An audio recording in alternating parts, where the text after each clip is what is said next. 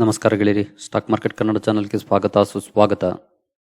ಗೆಳೆಯರಿ, ವಿಡಿಯೋದಲ್ಲಿ ನಮ್ಮ ಮಾರ್ಕೆಟ್ಗೆ ಸಂಬಂಧಪಟ್ಟಂತೆ ಹಾಗೂ ಎಸ್ಪೆಷಲಿ ಒಂದು ಸೆಕ್ಟರ್ಗೆ ಸಂಬಂಧಪಟ್ಟಂತೆ ಒಂದು ಬಿಗ್ ಬ್ರೇಕಿಂಗ್ ನ್ಯೂಸ್ ಬಂದಿದೆ. ಆ ನ್ಯೂಸ್ ಏನು ಅನ್ನೋದನ್ನ ನಾವು ಈ ವಿಡಿಯೋದಲ್ಲಿ ತಿಳ್ಕೊಳ್ಳೋಂಥ ಪ್ರಯತ್ನ ಮಾಡೋಣ. ಜೊತೆಗೆ ಯಾವ ಶೇರುಗಳಿಗೆ ಈ ನ್ಯೂಸ್ನ ಬೆನಿಫಿಟ್ ಆಗ್ಬೋದು ಅನ್ನೋದನ್ನು ಕೂಡ ತಿಳ್ಕೊಳ್ಳೋಂಥ ಪ್ರಯತ್ನ ಮಾಡೋಣ. ಮೊದಲಿಗೆ ಡಿಸ್ಕ್ಲೇಮರ್ ಕೊಡ್ಲಿಕ್ಕೆ ಇಷ್ಟಪಡ್ತೀನಿ. ಇಲ್ಲಿ ಕವರ್ ಮಾಡ್ತಿರೋಂಥ ಯಾವುದೇ ಸ್ಟಾಕ್ ಅನ್ನು ಕೂಡ ರೆಕಮೆಂಡ್ ಮಾಡ್ತಿಲ್ಲ. ನೀವು ಫರ್ದರ್ ಸ್ಟಡಿ ಮಾಡಿ ಡಿಸಿಷನ್ ತಗೊಳ್ಬೋದು.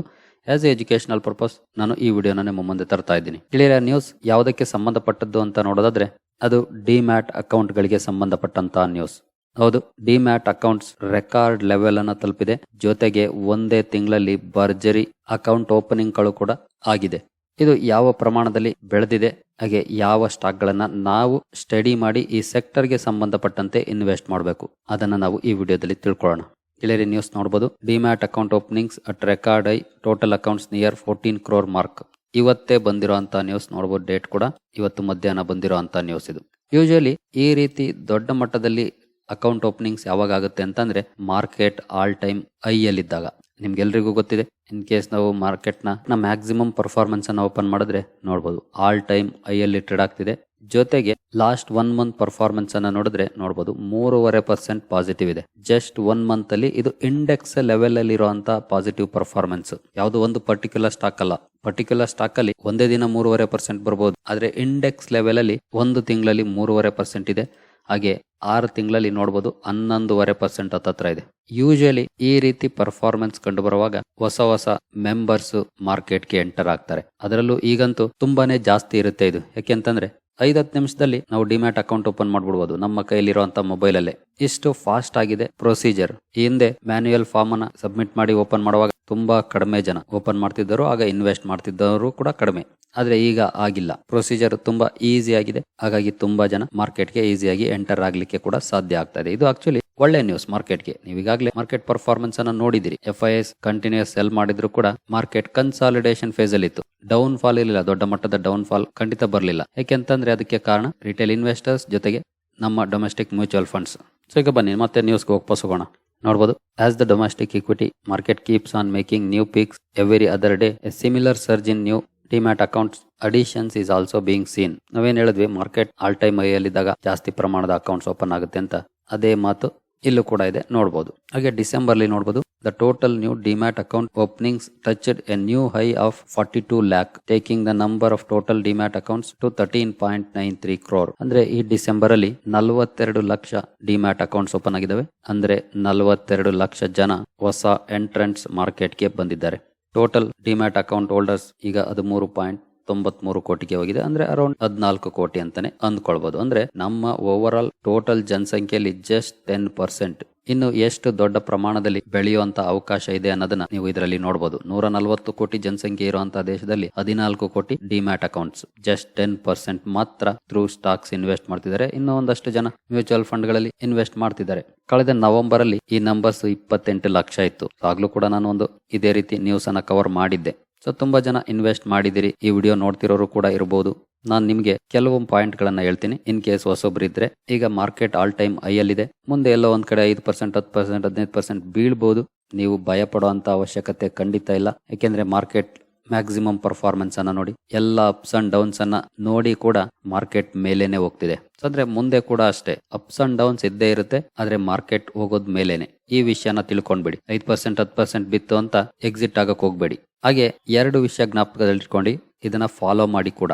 ಒಂದು, ಒಳ್ಳೆ ಸ್ಟಾಕ್ ಅನ್ನ ಸೆಲೆಕ್ಟ್ ಮಾಡಿ. 2ನೇದು, ಲಾಂಗ್ ಟರ್ಮ್ ಗೆ ಇನ್ವೆಸ್ಟ್ ಮಾಡಿ. ಶಾರ್ಟ್ ಟರ್ಮ್ ವೋಲಟಿಲಿಟಿಗೆ ತಲೆ ಕೆಡಿಸ್ಕೊಳ್ಬೇಡಿ. ಲಾಂಗ್ ಟರ್ಮ್ ಗೆ ಹೋಲ್ಡ್ ಮಾಡಿ, ಖಂಡಿತ ಒಳ್ಳೆ ರಿಟರ್ನ್ಸ್ ಜನರೇಟ್ ಆಗುತ್ತೆ. ಹಾಗೆ ನಾನು ಒಳ್ಳೆ ಸ್ಟಾಕ್ ಅಂತ ಹೇಳಿದೆ. ಸೊ ಎಲ್ಲಿ ಸಿಗುತ್ತೆ ಒಳ್ಳೆ ಸ್ಟಾಕ್? ಇದೇ ನಿಫ್ಟಿ 50 ಅಲ್ಲಿರುವಂತ ಟಾಪ್ 10 ಅಥವಾ ಟಾಪ್ 20 ಸ್ಟಾಕ್ ಗಳನ್ನ ಸೆಲೆಕ್ಟ್ ಮಾಡಿ ಇನ್ವೆಸ್ಟ್ ಮಾಡಿ. ಬೆಸ್ಟ್ ರಿಟರ್ನ್ಸ್ ಅನ್ನ ನೀವು ಗಳಿಸಬಹುದು. ಜೊತೆಗೆ ಮಾರ್ಕೆಟ್ ಅಲ್ಲಿ ಸರ್ವೈವ್ ಕೂಡ ಆಗ್ತೀರಿ. ಯಾಕಂದ್ರೆ ತುಂಬಾ ಜನ, ಅಂದ್ರೆ ಫಾರ್ ಎಕ್ಸಾಂಪಲ್ ಈಗ 42 ಲಕ್ಷ ಹೊಸಬರು ಬಂದಿದ್ದಾರೆ. ಅದರಲ್ಲಿ ಮಾರ್ಕೆಟ್ ಅಲ್ಲಿ ಸರ್ವೈವ್ ಆಗೋದು ಲಾಂಗ್ ಟರ್ಮ್ ಗೆ ತುಂಬಾ ಕಡಿಮೆ, ಅರೌಂಡ್ 5 to 10% ಆಗ್ಬೋದೇನೋ. ಇನ್ನ 80 to 90% ಅಥವಾ 95% ಮಾರ್ಕೆಟ್ ಬಿದ್ರೆ ಎಕ್ಸಿಟ್ ಆಗ್ತಾರೆ. ಸೊ ಆ ಲಿಸ್ಟ್ ಅಲ್ಲಿ ನೀವಿರಬೇಡಿ. ಸೊ ಇಷ್ಟೆಲ್ಲ ಕವರ್ ಮಾಡಿದ್ದಾಯ್ತು. ತುಂಬಾ ಜನ ವೆಯ್ಟ್ ಮಾಡ್ತಿದ್ದೀರಿ ಯಾವ ಸ್ಟಾಕ್ ಗಳಿಗೆ ಇದು ಬೆನಿಫಿಟ್ ಕೊಡಬಹುದು ಅಂತ. ಸೊ ಬನ್ನಿ ಸ್ಟಾಕ್ ಗಳಿಗೆ ಹೋಗೋಣ. ಮೊದಲನೇದಾಗಿ BSE. ಇವತ್ತು ನೋಡಬಹುದು ಹತ್ತತ್ರ 1.5% ರ್ಯಾಲಿ ಸ್ಟಾಕ್ ಅಲ್ಲಿ ಕಂಡು ಬಂದಿದೆ. ಒಳ್ಳೆ ಪರ್ಫಾರ್ಮೆನ್ಸ್ ಅನ್ನ ಕೊಡ್ತಾ ಇದೆ. ಈ ಹಿಂದೆ ಕೂಡ ನಾನು ಈ ಕಂಪನಿ ಬಗ್ಗೆ ವಿಡಿಯೋ ಮಾಡಿದ್ದೀನಿ. ಅರೌಂಡ್ 500, 600, 700, 800 ಟೈಮಲ್ಲೆಲ್ಲ ಮಾಡಿದ್ದೀನಿ. ಹಾಗೆ ಈ ಸ್ಟಾಕ್ 50% ಬಿದ್ದಾಗ ಕೂಡ ಮಾಡಿದ್ದೀನಿ. ಮುಳುಗೋಕೆ ಸಾಧ್ಯ ಇಲ್ದಿರೋ ಕಂಪನಿ ಅಂತ ಕೂಡ ಮಾಡಿದ್ದೀನಿ. ಸೊ ಸಾಕಷ್ಟು ಸಲ ಮಾಡಿ ತಿಳಿಸ್ಕೊಟ್ಟಿದ್ದೀನಿ ಈ ಕಂಪನಿ ಬಗ್ಗೆ ವಿಡಿಯೋನ. ಹಾಗೆ ಮಾರ್ಕೆಟ್ ಆಲ್ ಟೈಮ್ ಐಯಲ್ಲಿ ಇದ್ದಾಗೆಲ್ಲ ಕೂಡ ಆಲ್ಮೋಸ್ಟ್ ಈ ವಿಡಿಯೋನ ಕವರ್ ಮಾಡಿದ್ದೀನಿ ಸರ್. ಈ ಸ್ಟಾಕ್ ಅನ್ನ BSE ಒಂದು ಎಕ್ಸ್ಚೇಂಜ್, ನಮ್ಮಲ್ಲಿ 2 ಎಕ್ಸ್ಚೇಂಜಸ್ ಇದೆ, ಒಂದು BSE ಇನ್ನೊಂದು NSE. ಸೊ NSE ಅಂತೂ ಇನ್ನೂ ಲಿಸ್ಟ್ ಆಗಿಲ್ಲ. ಸೊ ಲಿಸ್ಟ್ ಆಗಿರೋ ಒಂದೇ ಒಂದು ಕಂಪನಿ ಅಂತಂದ್ರೆ ಎಕ್ಸ್ಚೇಂಜಸ್ ಅಲ್ಲಿ BSE. ಸೊ BSE ನ ಸ್ಟಡಿ ಮಾಡಬಹುದು. ಒಳ್ಳೆ ರಿಟರ್ನ್ಸ್ ಅನ್ನ ಕೊಡ್ತಾ ಇದೆ. 31,000 ಕೋಟಿ ಮಾರ್ಕೆಟ್ ಕ್ಯಾಪ್ ಇದೆ. ಹಾಗೆ 1 ಇಯರ್ ಪರ್ಫಾರ್ಮೆನ್ಸ್ ಅನ್ನು ನೋಡಿದ್ರೆ ನೋಡಬಹುದು 326%. ಸೊ ರಿಟರ್ನ್ಸ್ ಹಿಂಗೆ ಜನರೇಟ್ ಆಗೋದು. ಪ್ರತಿದಿನ ಕೂಡ ಮಾರ್ಕೆಟ್ ಮೇಲೆ ಹೋಗಲ್ಲ ಅಥವಾ ಸ್ಟಾಕ್ ಮೇಲೆ ಹೋಗಲ್ಲ. ಮೇಲೆ ಹೋಗುವಾಗ ನಮ್ಮ ಪೋರ್ಟ್ಫೋಲಿಯೋದಲ್ಲಿ ಸ್ಟಾಕ್ ಇರಬೇಕು ಅಷ್ಟೇ. ಯಾಕಂದ್ರೆ ಯಾವಾಗ ಮೇಲೆ ಹೋಗುತ್ತೆ ಅಂತ ಯಾರಿಗೂ ಗೊತ್ತಿರೋದಿಲ್ಲ. ಸೊ ಹಾಗಾಗಿ ಲಾಂಗ್ ಟರ್ಮ್ಗೆ ಹೋಲ್ಡ್ ಮಾಡಿದಾಗ ಆ ಬೆನಿಫಿಟ್ ಸಿಗುತ್ತೆ. ಹಾಗೆ ಇದರ 5 ಇಯರ್ಸ್ ಪರ್ಫಾರ್ಮೆನ್ಸ್ ಅನ್ನು ನೋಡಿದ್ರೆ 1061% ರಿಟರ್ನ್ಸ್ 5 ಇಯರ್ಸ್ ಅಲ್ಲಿ ಕಾಣ್ತಾ ಇದೆ. ಮಧ್ಯೆ ನೋಡಬಹುದು 2021 ರ್ಯಾಲಿ ನಂತರ ಸ್ಟಾಕ್ ಅಲ್ಲಿ 54ರಿಂದ 55% ಡೌನ್ ಫಾಲ್ ಕೂಡ ಕಂಡು ಬಂದಿತ್ತು. ಸೊ ಯಾರೆಲ್ಲ ಹೋಲ್ಡ್ ಮಾಡಿದ್ರೋ ಅವ್ರಿಗೆ ಭರ್ಜರಿ ರಿಟರ್ನ್ಸ್ ಅನ್ನ ಕೊಟ್ಟಿದೆ. ಹಾಗೆ ಬಿದ್ದಾಗ ತಗೊಂಡರ್ಗೂ ಕೂಡ ಅಷ್ಟೇ ಒಳ್ಳೆ ರಿಟರ್ನ್ಸ್ ಸಿಕ್ಕಿದೆ ಈ ಕಂಪನಿಯಲ್ಲಿ. ಸೊ ಹಾಗೆ ಸೇಮ್ 2021ರಲ್ಲೂ ಕೂಡ ಈಗ ಯಾವ ರೀತಿ ರ್ಯಾಲಿ ಬಂದಿದೆ ಅದೇ ರೀತಿ ರ್ಯಾಲಿ ಬಂದಿತ್ತು. ನೋಡಬಹುದು 400%. ಅದರ ನಂತರ 55% ಡೌನ್, ನಂತರ 500% ರ್ಯಾಲಿ. ಸೊ ಇದು ಕಾಮನ್ ಆಗಿ ಆಗ್ತಾ ಇರುತ್ತೆ. ಎಸ್ಪೆಷಲಿ ಈ ಸ್ಟಾಕ್ ಅಲ್ಲಿ ಕಾಮನ್ ಇರುತ್ತೆ ಅದು. ಹಾಗೆ ಮ್ಯಾಕ್ಸಿಮಮ್ ಪರ್ಫಾರ್ಮೆನ್ಸ್ ಅನ್ನು ನೋಡಿದ್ರೆ 548% ರಿಟರ್ನ್ಸ್ ಈ ಸ್ಟಾಕ್ ಕೊಟ್ಟಿದೆ. ನೋಡಬಹುದು ಲಿಸ್ಟ್ ಆದಾಗಿಂದ ಕೂಡ ಡೌನ್ ಅಲ್ಲೇ ಇತ್ತು. 2020 ವರೆಗೂ ಕೂಡ 66%. ಅದರ ನಂತರ ಒಂದು ರ್ಯಾಲಿ, ನಂತರ ಮತ್ತೆ ಕ್ರಾಶ್, ಮತ್ತೆ ಈಗ ರ್ಯಾಲಿ. ಮುಂದೆ ಇನ್ನೊಂದಿನ ಬರ್ಬೋದು ಡೌನ್ ಫಾಲ್. ಅದನ್ನ ಅಪಾರ್ಚುನಿಟಿ ಆಗಿ ಬಳಸ್ಕೊಳ್ಬೇಕು. ಯಾಕಂದ್ರೆ ಇದು ಒಂದು ಎಕ್ಸ್ಚೇಂಜ್. ಈ ಕಂಪನಿ ಮುಳುಗ್ಲಿಕ್ಕೆ ಸಾಧ್ಯನೇ ಇಲ್ಲ. ಸ್ಟಾಕ್ ಮಾರ್ಕೆಟ್ ಪಾರ್ಟಿಸಿಪೆಂಟ್ಸ್ ಜಾಸ್ತಿ ಆದಷ್ಟು ಈ ಕಂಪನಿಗಳಿಗೆ ಲಾಭ ಇರುತ್ತೆ. ಯಾಕಂದ್ರೆ ಇವು ಎಕ್ಸ್ಚೇಂಜ್ಗಳು. ನೀವು ಸ್ಟಾಕ್ ನ ಬೈ ಸೆಲ್ ಮಾಡಿದ್ರೆ ಅದಕ್ಕೆ ಚಾರ್ಜಸ್ ಇದ್ದೇ ಇರುತ್ತೆ. ನಿಮ್ಗೆ ಲಾಭ ಆಗುತ್ತೋ ನಷ್ಟ ಆಗುತ್ತೋ ಗೊತ್ತಿಲ್ಲ, ಬಟ್ ಚಾರ್ಜಸ್ ಅಂತೂ ಪೇ ಮಾಡ್ತೀರಿ. ಇವುಗಳಿಗಂತೂ ಲಾಭ ಆಗೇ ಆಗುತ್ತೆ. ಹಾಗಾಗಿ ಸ್ಟಡಿ ಮಾಡಬಹುದು ಈ ಕಂಪನಿಯನ್ನ. ನೆಕ್ಸ್ಟ್ ಮುಂದಿನ ದಿನಗಳಲ್ಲಿ ಅಂದ್ರೆ ಇದೇ ವರ್ಷ NSE IPO ಕೂಡ ಬರ್ಬೋದು ಅನ್ನೋಂತ ನ್ಯೂಸ್ ಗಳಿದೆ. ಸೊ ಆಗ ಈ ಕಂಪನಿಯನ್ನು ಕೂಡ ಸ್ಟಡಿ ಮಾಡಿ ಡಿಸಿಷನ್ ತಗೊಳ್ಬಹುದು. ಯಾಕಂದ್ರೆ NSE BSE 2 ಡಿಯೋಪಲಿ ಈಗಾಗಲೇ ಸೆಬಿಗೆ ಅಪ್ಲಿಕೇಶನ್ ಫೈಲ್ ಮಾಡಿದೆ. ಆದ್ರೆ ಸೆಬಿ ಕೆಲವೊಂದು ಕಂಡೀಷನ್ಸ್ ಹಾಕಿದೆ. ಸೊ ಆ ಕಂಡೀಷನ್ಸ್ ನ ಫುಲ್ಫಿಲ್ ಮಾಡಿದ್ರೆ ಯಾವಾಗ ಬೇಕಾದ್ರೂ IPO ಬರ್ಬಹುದು. ಇದೇ ವರ್ಷ ಅಂದ್ರೆ 2024-25 ಬರ್ಬೋದು ಅನ್ನೋಂತ ನ್ಯೂಸ್ ಇದೆ. ನೋಡೋಣ. ಸೊ ಆಗ ಈ ಕಂಪನಿಯನ್ನು ಕೂಡ ಸ್ಟಡಿ ಮಾಡಬಹುದು. ನೆಕ್ಸ್ಟ್ CDSL, ಇದು ಕೂಡ ಡಿಯೋಪಲಿ ಕಂಪನಿ. CDSL and NSDL. ಇಲ್ಲೂ ಕೂಡ ಅಷ್ಟೇ, ಇಲ್ಲೂ ಸೇಮ್ ಪರ್ಫಾರ್ಮೆನ್ಸ್. BSE ನಲ್ಲಿ ಯಾವ ರೀತಿ ಪರ್ಫಾರ್ಮೆನ್ಸ್ ಇದೆಯೋ ಅದೇ ರೀತಿ ಪರ್ಫಾರ್ಮೆನ್ಸ್. ಆಲ್ಮೋಸ್ಟ್ 20,000 ಕೋಟಿ ಮಾರ್ಕೆಟ್ ಕ್ಯಾಪ್ ಇದೆ. 1 ಇಯರ್ ಪರ್ಫಾರ್ಮೆನ್ಸ್ ಅನ್ನು ನೋಡಿದ್ರೆ 69% ಪಾಸಿಟಿವ್ ಇದೆ. 5 ಇಯರ್ಸ್ ಅಲ್ಲಿ ನೋಡಬಹುದು 722%. ಹಾಗೆ ಇಲ್ಲೂ ಕೂಡ ನೋಡಬಹುದು ಇದು ಕೂಡ 44% ಕ್ರಾಶ್ ಆಗಿದ್ದಂತಹ ಸ್ಟಾಕ್. ಇವತ್ತು ರಿಕವರಿ ಕೂಡ ಮಾಡಿ ಪರ್ಫಾರ್ಮೆನ್ಸ್ ಅನ್ನು ಕೊಡ್ತಾ ಇದೆ. ಸೊ 2 ಕಂಪನಿಗಳನ್ನು ಕೂಡ ಒಂದೇ ವಿಡಿಯೋದಲ್ಲಿ ಕವರ್ ಮಾಡಿದ್ದೆ ನಾನು ಈ ಹಿಂದೆ. 2 ಕೂಡ ಮುಳುಗೋಕೆ ಸಾಧ್ಯ ಇಲ್ಲ. ನೀವು ಡಿಮ್ಯಾಟ್ ಅಕೌಂಟ್ ಅನ್ನು ಓಪನ್ ಮಾಡಿದ್ರೆ ಡೆಪಾಸಿಟರಿ ಇದೆ. NSDL ಅಂಡ್ CDSL 2 ಇರುತ್ತೆ. ಅದಕ್ಕೆ ಕೂಡ ಚಾರ್ಜಸ್ ಪೇ ಮಾಡ್ತೀರಿ ನೀವು. ಲಾಸ್ ಪ್ರಾಫಿಟ್ ವಿಷಯ ಬರೋದೇ ಇಲ್ಲ. ಬೈ ಮಾಡಿದ್ರ ಸೆಲ್ ಮಾಡಿದ್ರ ಅದು ಪೇ ಮಾಡಲೇಬೇಕು. ಹಾಗೆ ಮ್ಯಾಕ್ಸಿಮಮ್ ಪರ್ಫಾರ್ಮೆನ್ಸ್ ಅನ್ನು ನೋಡಿದ್ರೆ 623% ಇದೆ. ಸೊ ಈ ಸ್ಟಾಕ್ ಅನ್ನು ಕೂಡ ಸ್ಟಡಿ ಮಾಡಬಹುದು. ಖಂಡಿತ ಇದಕ್ಕೂ ಕೂಡ ಒಳ್ಳೆ ಲಾಭ ಆಗುತ್ತೆ ಮಾರ್ಕೆಟ್ ಪಾರ್ಟಿಸಿಪೆಂಟ್ಸ್ ಜಾಸ್ತಿ ಆದಷ್ಟು. ಹಾಗೆ ನೆಕ್ಸ್ಟ್ NSDL ಕೂಡ ಸೇಮ್, ಇದು ಕೂಡ ಇದೇ ವರ್ಷ ಬರ್ಬೋದು ಅನ್ನೋಂತ ನ್ಯೂಸ್ ಇದೆ. ಸೊ ನೋಡೋಣ, ಇದು ಕೂಡ ಬಂದ್ರೆ ಈ ಕಂಪನಿಯನ್ನು ಸಹ ಸ್ಟಡಿ ಮಾಡಿ ಡಿಸಿಷನ್ ತಗೊಳ್ಬಹುದು. ಸೊ ನೆಕ್ಸ್ಟ್ ಬೇರೆ ಕಂಪನಿಗಳಿಗೆ ಹೋಗೋದಾದ್ರೆ Angel One, ಇದು ಕೂಡ ತುಂಬಾ ಒಳ್ಳೆ ಪರ್ಫಾರ್ಮೆನ್ಸ್ ಅನ್ನು ಕೊಡ್ತಾ ಇದೆ. ಇದರ ಮಾರ್ಕೆಟ್ ಕ್ಯಾಪ್ ಅನ್ನು ನೋಡಬಹುದು, ಈಗ 31,000 ಕೋಟಿ ತಲುಪಿದೆ. ಹಾಗೆ 1 ಇಯರ್ ಪರ್ಫಾರ್ಮೆನ್ಸ್ ಅನ್ನು ನೋಡಿದ್ರೆ 192% ನೋಡಬಹುದು. ಸೊ ಭರ್ಜರಿ ರ್ಯಾಲಿ ಸ್ಟಾಕ್ ಅಲ್ಲಿ ಕಂಡು ಬಂದಿದೆ.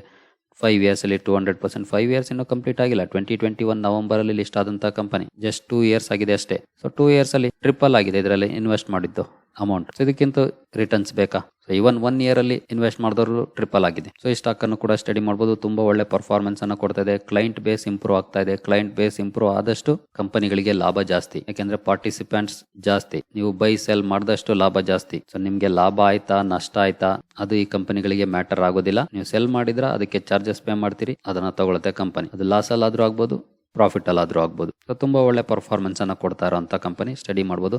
ನೆಕ್ಸ್ಟ್ ಇನ್ನೊಂದು 5 ಪೈಸಾ, ಇದು ಕೂಡ ಚೆನ್ನಾಗಿ ಪರ್ಫಾರ್ಮ್ ಮಾಡ್ತಾ ಇದೆ. 2,000 ಕೋಟಿ ಮಾರ್ಕೆಟ್ ಕ್ಯಾಪ್ ಇರುವಂತಹ ಕಂಪನಿ, ಸಣ್ಣ ಕಂಪನಿ. ಹಾಗೆ ಇದರ 1 ಇಯರ್ ಪರ್ಫಾರ್ಮೆನ್ಸ್ ಅನ್ನು ನೋಡಿದ್ರೆ 121% ಪಾಸಿಟಿವ್ ಇದೆ. 5 ಇಯರ್ಸ್ ಅಲ್ಲಿ 334%.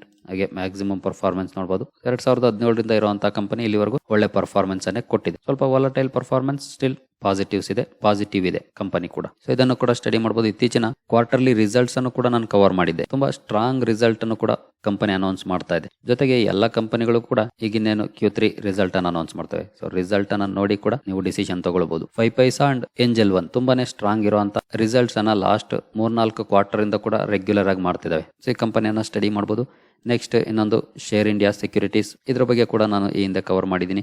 ನೋಡಬಹುದು 5,900 ಕೋಟಿ ಮಾರ್ಕೆಟ್ ಕ್ಯಾಪ್ ಇರುವಂತಹ ಕಂಪನಿ. 1 ಇಯರ್ ಪರ್ಫಾರ್ಮೆನ್ಸ್ 53% ಪಾಸಿಟಿವ್ ಇದೆ. 5 ಇಯರ್ಸಲ್ಲಿ ನೋಡ್ಬೋದು 2138%, ಮ್ಯಾಕ್ಸಿಮಮ್ ಪರ್ಫಾರ್ಮೆನ್ಸ್ ಕೂಡ ನೋಡ್ಬೋದು 3300%. 2017ರಿಂದ ಇರುವಂಥ ಕಂಪನಿ. ಇಲ್ಲೂ ಕೂಡ ಸೇಮ್ BSE ನಲ್ಲಿ ಪರ್ಫಾರ್ಮೆನ್ಸ್ ಬಂದಾಗಿದೆ. ಆದರೆ ಈ ಕಂಪನಿ ಏನು ಅಷ್ಟೊಂದು ಡೌನ್ ಆಗಿಲ್ಲ. ನೋಡ್ಬೋದು ಕನ್ಸಾಲಿಡೇಟ್ ಆಗಿತ್ತು, ಸೇಮ್ ರೇಂಜಲ್ಲಿ ಟ್ರೇಡ್ ಆಗ್ತಿತ್ತು, ಸ್ವಲ್ಪ ಮಟ್ಟಿಗೆ ಡೌನ್ ಆಗಿ 20-25%, ಬಟ್ ಒಳ್ಳೆ ರಿಕವರಿಯನ್ನು ಈಗ ಮಾಡಿದೆ. ಸೊ ಈ ಸ್ಟಾಕ್ ಅನ್ನು ಕೂಡ ಸ್ಟಡಿ ಮಾಡಬಹುದು. ಹಾಗೆ ಇನ್ನು ಸಾಕಷ್ಟು ಕಂಪನಿಗಳಿಗೆ ಮಾರ್ಕೆಟ್ ಪಾರ್ಟಿಸಿಪೆಂಟ್ಸ್ ಜಾಸ್ತಿ ಆಗಿರೋದು ಬೆನಿಫಿಟ್ ಅನ್ನ ತಂದು ಕೊಡಬಹುದು. ಹಾಗೆ ಇನ್ನೂ ಕೆಲವು ಕಂಪನಿಗಳಿದಾವೆ, ಸಣ್ಣ ಸಣ್ಣ ಕಂಪನಿಗಳು. ಸೊ ನಾನು ಇಂಟೆನ್ಷನ್ ಅಲ್ಲಿ ಕೆಲವನ್ನ ಕವರ್ ಮಾಡಿಲ್ಲ. ಹಾಗೆ ತುಂಬಾ ಜನ ಗೊತ್ತಿಲ್ಲದೆ ಇರೋರು ಜರೋದಾ ಕೇಳಬಹುದು. ಜರೋದಾ ಲಿಸ್ಟೆಡ್ ಎಂಟಿಟಿ ಅಲ್ಲ, ಹಾಗಾಗಿ ಅದನ್ನ ಕವರ್ ಮಾಡೋಕ್ಕಾಗೋದಿಲ್ಲ. ಜೊತೆಗೆ ಗ್ರೋ ಕೂಡ ಇತ್ತೀಚೆಗೆ ತುಂಬಾ ಬೆಳೀತಾ ಇದೆ, ಜರೋದಾ ಮೀರಿಸ್ತಾ ಇದೆ, ಅದು ಕೂಡ ಅನ್ಲಿಸ್ಟೆಡ್ ಕಂಪನಿ, ಸೊ ಲಿಸ್ಟ್ ಆಗಿಲ್ಲ. ಹಾಗಾಗಿ ಅವುಗಳಲ್ಲಿ ನಾವು ಇನ್ವೆಸ್ಟ್ ಮಾಡ್ಲಿಕ್ಕೆ ಆಗೋದಿಲ್ಲ. ಎಸ್ಪೆಷಲಿ ಈ 5 ಕಂಪನಿಗಳನ್ನ ಸ್ಟಡಿ ಮಾಡಬಹುದು. ಜೊತೆಗೆ NSE ಅಂಡ್ NSDL IPOಗಳು ಬಂದ್ರೆ ಅವುಗಳನ್ನು ಕೂಡ ಸ್ಟಡಿ ಮಾಡಬಹುದು. ನಾನು ಮೊನ್ನೆ ತಾನೇ ನ್ಯೂ ಇಯರ್ ಗೆ ಹೊಸ ಪೋರ್ಟ್ಫೋಲಿಯೋ ಮಾಡಿದಾಗ ಹೇಳಿದ್ದೆ, ಸ್ಟಾಕ್ ಮಾರ್ಕೆಟ್ ಗೆ ಸಂಬಂಧಪಟ್ಟಂತ ಕಂಪನಿಗಳಲ್ಲಿ ನಾನು ಏಂಜಲ್ 1 ಸೆಲೆಕ್ಟ್ ಮಾಡ್ಕೊಂಡಿದ್ದೆ. ಹಾಗೆ CDSL ಈ 2 ಸ್ಟಾಕ್ ಗಳನ್ನ ಈ ಸೆಗ್ಮೆಂಟ್ ಅಲ್ಲಿ ಸೆಲೆಕ್ಟ್ ಮಾಡ್ಕೊಂಡಿದ್ದೆ. ಹಾಗೆ 2024ರಲ್ಲಿ ಚೆನ್ನಾಗಿ ಪರ್ಫಾರ್ಮ್ ಮಾಡುವಂತ ಸೆಕ್ಟರ್ ಬಗ್ಗೆ ಕೂಡ ನಿಮ್ಗೆ ಈಗಾಗಲೇ ತಿಳಿಸಿದ್ದೀನಿ. ಅದರಲ್ಲೂ ಕೂಡ ಶೇರ್ ಮಾರ್ಕೆಟ್ ಗೆ ಸಂಬಂಧಪಟ್ಟಂತ ಬಿಸ್ನೆಸ್ ಇತ್ತು. ಸೊ ಈ ಸ್ಟಾಕ್ ಗಳನ್ನ ಸ್ಟಡಿ ಮಾಡಿ. ನೀವು ಯಾವ್ದ್ರಲ್ಲಾದ್ರೂ ಇನ್ವೆಸ್ಟ್ ಮಾಡಿ, ಇಂಥದ್ದೇ ಸ್ಟಾಕ್ ಅಲ್ಲಿ ಇನ್ವೆಸ್ಟ್ ಮಾಡಬೇಕು ಅಂತ ಏನಿಲ್ಲ. ನಾನೀಗ 5 ಷೇರುಗಳನ್ನ ನಿಮ್ಮ ಮುಂದೆ ತಂದಿದ್ದೀನಿ. ಹಾಗೆ ಇದಲ್ಲದೆ ಬೇರೆ ಕಂಪನಿಗಳು ಕೂಡ ಇರಬಹುದು, ಒಳ್ಳೆ ಕಂಪನಿಗಳು. ಸೊ ಅಂತವನ್ನು ಕೂಡ ಸ್ಟಡಿ ಮಾಡಿ ನೀವು ಇನ್ವೆಸ್ಟ್ಮೆಂಟ್ ಅನ್ನ ಮಾಡಬಹುದು. ಬಟ್ ಎಲ್ಲೇ ಮಾಡಿ, ಫಂಡಮೆಂಟಲಿ ಚೆನ್ನಾಗಿರುವಂತ ಕಡೆ ಮಾಡಿ. ಜೊತೆಗೆ ಲಾಂಗ್ ಟರ್ಮ್ ಗೆ ಇನ್ವೆಸ್ಟ್ ಮಾಡಿ. ಶಾರ್ಟ್ ಟರ್ಮ್ ಮಾರ್ಕೆಟ್ ವಾಲಟೈಲ್ ಇರುತ್ತೆ. ಈ ತಿಂಗಳು 3% ಇರೋದು ನೆಕ್ಸ್ಟ್ ಮಂತ್ 6% ನೆಗೆಟಿವ್ ಆಗ್ಬೋದು, 3% ನೆಗೆಟಿವ್ ಆಗ್ಬೋದು, ಅದ್ರ ನೆಕ್ಸ್ಟ್ ಮಂತ್ 5% ಪಾಸಿಟಿವ್ ಆಗ್ಬೋದು. ಸೊ ಈ ರೀತಿ ಅಪ್ಸ್ ಅಂಡ್ ಡೌನ್ಸ್ ಕಾಮನ್ ಆಗಿರುತ್ತೆ. ಸೊ ಅವೆಲ್ಲಾನು ಕೂಡ ನಾವು ಬೇರ್ ಮಾಡಬೇಕಾಗುತ್ತೆ. ಅವಾಗಲೇ ನಮಗೆ ಒಳ್ಳೆ ರಿಟರ್ನ್ಸ್ ಸಿಗೋದು. ಜೊತೆಗೆ ಸಾಧ್ಯವಾದ್ರೆ ಕಂಪನಿಗಳು ಕರೆಕ್ಷನ್ ಆದಾಗ ಆಡ್ ಕೂಡ ಮಾಡಬಹುದು. ಹಾಗೆ ನಿಮ್ಗೆ ಯಾವ್ದಾದ್ರು ಇಂಟ್ರೆಸ್ಟಿಂಗ್ ಕಂಪನಿ ಅನ್ಸಿದ್ರೆ ಈ 5 ಕಂಪನಿಗಳನ್ನ ಹೊರತುಪಡಿಸಿ ಫಂಡಮೆಂಟಲಿ ಚೆನ್ನಾಗಿರೋ ಅಂತದನ್ನ ಕಮೆಂಟ್ ಸೆಕ್ಷನ್ ಅಲ್ಲಿ ತಿಳಿಸಿ, ನಾನು ಸಹ ತಿಳ್ಕೊಳ್ತೀನಿ.